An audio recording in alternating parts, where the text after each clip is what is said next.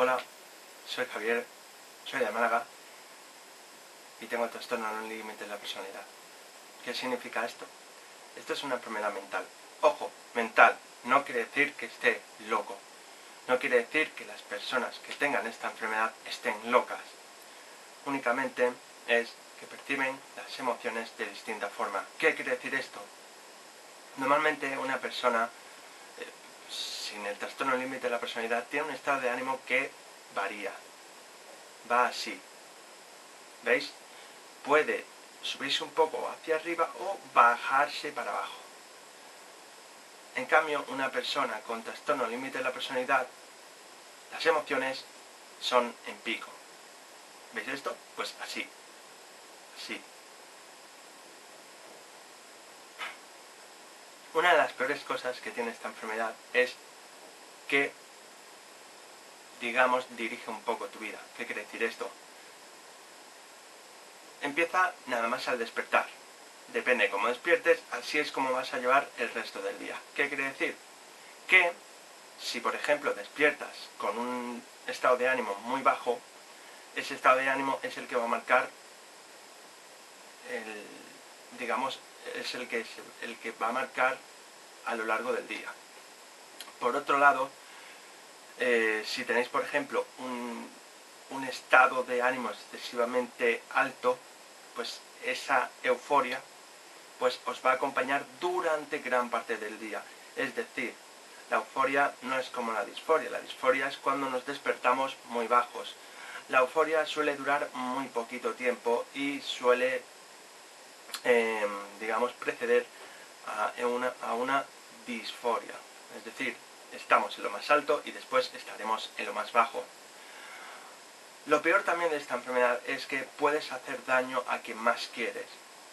Esto significa que al tener ira o accesos de ira, llegas a situaciones en las que casi no eres tú. ¿Por qué? Porque estás fuera de la realidad. Puedes hacer daño a quien más quieres, puede ser a tu madre, a tu padre, a tu tía, a tu tío, a tus abuelos o a quien sea. Por otro lado, esta enfermedad se caracteriza por tres cosas. La primera, las personas que sufren trastorno límite de la personalidad tienen tendencias autolesivas. ¿Qué quiere decir esto? Ojo, lo que voy a decir no quiere decir que seamos unos emos, porque no somos unos emos. Al contrario, la actitud de los emos, digamos, ha golpeado pues, bastante fuerte a las personas que tienen trastorno límite de la personalidad. ¿Qué quiere decir esto? Pues que una persona que tiene trastorno límite de la personalidad y se autolesiona es porque tiene tanta ira dentro que no sabe cómo echarla y necesita echarla de alguna forma. Algunos corren, otros pegan a un saco de boxeo y hay otros que se autolesionan. De hecho, es mi caso. Yo muchas veces he tenido cortes en la cara y en los brazos. Ojo, en los brazos, nunca en las muñecas. Porque, y ahora voy a lo segundo, también hay personas que tienen ideas recurrentes sobre suicidio. ¿Qué quiere decir todo esto? Y sé que repito mucho la palabra, ¿qué quiere decir? Las personas con trastorno límite de la personalidad muchas veces piensan en el suicidio. No es mi caso. He pensado, pero mi opinión es que amo demasiado la vida y como la amo tanto, sé que no sería capaz nunca de suicidarme. Por otro lado, las personas que sí se llegan a suicidar nunca llegan a saber lo que les pasa. Piensan que están tan bajos de ánimo que nada ni nadie les puede rescatar. Y aquí es donde entra la familia, otra víctima. Porque no solo somos víctimas los que la sufrimos, también los que están a nuestro lado, los que viven con nosotros. Los que están a nuestro lado, sufren la enfermedad de distintas formas. La sufren con miedo, la sufren con pena, porque es demoledor, es bastante fuerte ver como una persona que es muy viva está en un estado pues tan lamentable, vamos a decir. Por otro lado, también el que vive con nosotros, por ejemplo, en este caso mi madre, es una víctima, porque nunca sabe cómo va a anticiparse a mí. De hecho, ella es la que mayormente trabaja más en este tipo de cosas, en cómo mitigar todo esta situación que se pueda desencadenar. Sin ir más lejos, hace ya unos añitos tuve una pelea muy fuerte con ella y tuve un gran acceso de ira que me provocó pues una reacción que casi pues acaba bastante mal. Y bueno, pues aquí mi madre se dio cuenta de que a mí me pasaba algo. Yo empecé con un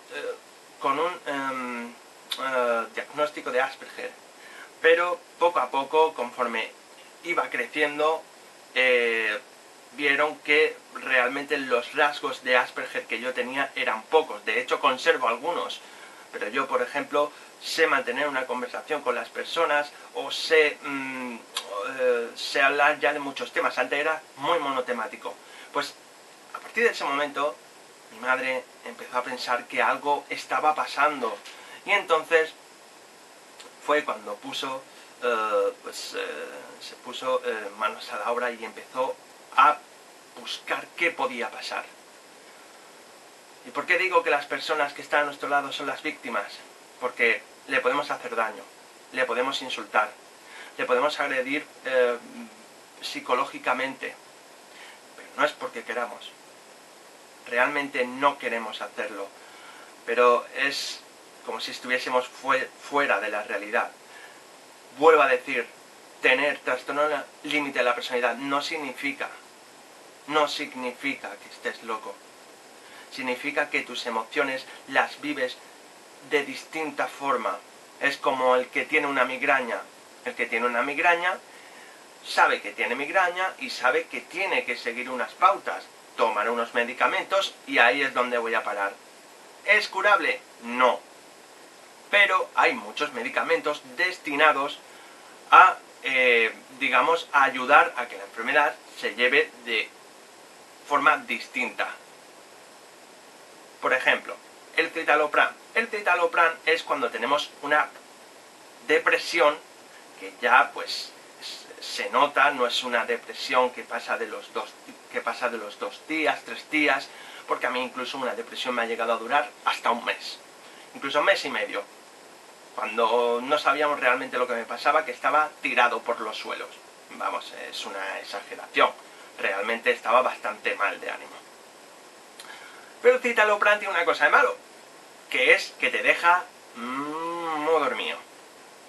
Así que, pues bueno, dependiendo del cuerpo o del organismo, pues el citalopram va a actuar de una forma u otra. Pero también hay otros dos fármacos. En mi caso, la duloxetina y la quetiapina. ¿Qué es duloxetina y quetiapina? Bien, quetiapina es un antipsicótico y un antidepresivo mayor. ¿Qué quiere decir esto? Cuando los antidepresivos mayores fallan, o cuando los antidepresivos normales fallan, ahí está el antidepresivo mayor, que es una depresión que ya es más seria, que puede incluso alterar nuestro día a día. ¿Por qué he dicho que es un antipsicótico también quetiapina? Porque os dije antes que durante los accesos de ira o durante los episodios en los que se nos va literalmente todo de las manos, no somos nosotros. Es como si estuviésemos fuera de la realidad, estamos desrealizados, hay una desrealización y una despersonalización. Pues el antipsicótico es para que volvamos a la realidad. No quiere decir que una vez dentro de ese acceso de ira nos tomamos la quetiapina y ya todo se ha acabado. No, la quetiapina es un tratamiento que necesita meses, incluso un añito o dos de activación para saber cómo funciona y tal. Ojo con la quetiapina, tiene muchos efectos secundarios, pero igual que el que sufre una migraña toma pastillas que le produce migraña. La quetiapina, por ejemplo, produce depresión. Produce, por ejemplo, también que vuestro amiguito, en caso de ser chicos, no funcione. Algunas veces que haya un poquito de impotencia sexual, pero impotencia sexual momentánea, no impotencia sexual para siempre, como yo digo. También puede ser que sudéis más, o que incluso habéis visto, por ejemplo yo, que yo algunas veces al hablar me hago una zancadilla, y esto es pues posiblemente una de las cosas de la quetiapina. No quiere decir que la quetiapina vaya a hacer el mismo efecto que está haciendo en mí, por ejemplo, que en ti si estás viéndolo y tienes trastorno límite de la personalidad. Se suele decir que cada fármaco actúa depende del organismo. Por ejemplo, yo soy también intolerante a la dolonta y sé que no tengo que tomarlo. Pues más o menos. Bien, después de la quetiapina y la duloxetina están la fluoxetina y más fármacos, pero esto obviamente os lo tiene que decir un médico. Bien, hice este vídeo, bueno, he hecho este vídeo porque tenía que contaros lo que me pasa, y también que sirva de apoyo para las familias que tienen pacientes con trastorno límite de la personalidad, que no vean la luz del túnel tan lejana. Está ahí, la salida está ahí. Perdón, la salida está ahí. No es curable, pero es muy tratable. Sobre todo, también tenéis que poneros en manos de un experto, un psiquiatra o un psicólogo. Yo os recomiendo un psicólogo o un psiquiatra o ambos. ¿Por qué un psicólogo y un psiquiatra? Porque el psiquiatra os puede medicar, el psicólogo no está autorizado para medicar. Y esto como extra, os recomiendo la terapia EMDR. ¿Qué quiere decir esto? Es una terapia que se lleva a cabo con la desensibilización de los movimientos oculares. ¿Qué pasa con todo esto? Pues que es suprimir un refuerzo negativo por uno positivo. Es decir, si por ejemplo tenemos positivo, negativo, negativo, positivo, positivo, pues cogen a través de la estimulación de las dos amígdalas y el hipocampo y digamos lo que hacen de las dos amígdalas, ya os digo que digo, digamos que cogen los negativos y los quitan y juntan con los positivos. Esto es para gente, por ejemplo, que ha sido víctima de un atentado terrorista, que ha sido víctima de un accidente aéreo o un accidente pues bastante grande. Así que, pues nada, esto es lo que yo os tenía que contar y es lo que necesitaba contaros, porque hay mucha gente que lo sabrá, pero hay otros que no me conocen, que no lo sabrán y querrán saber una experiencia más, saber qué pueden hacer, si hay solución, la hay. Así que no te preocupes y recuerda, tienes las emociones un poco inestables, pero no estás loco. Un abrazo.